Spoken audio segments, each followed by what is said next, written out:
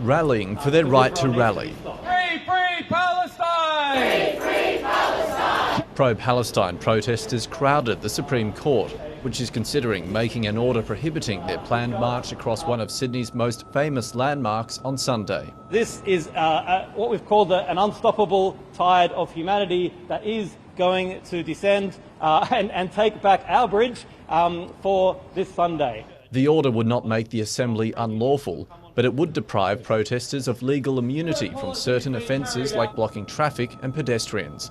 Police argue without an order, their power to move on demonstrators would be weaker.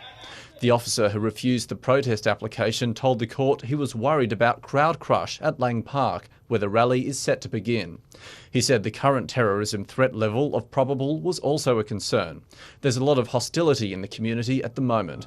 But the organisers argue that giving people the power to arrest people for being on the road would only heighten the danger. There is a potential powder keg on the horizon. There is the potential for violence. Police said allowing the protest to cross the bridge would cause substantial disruption to traffic, and that it was different to past events on the landmark such as World Pride and the Sydney Marathon, which were ticketed.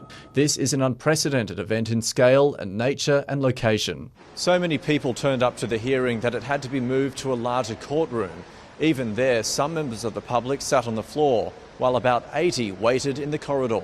If we lose in the case here today, that we will still see tens of thousands of people mobilise and be determined to march over our Sydney Harbour Bridge. If the case goes against the Palestinian Action Group, I'm hopeful that the two sides can sit down and work out an alternative marching route.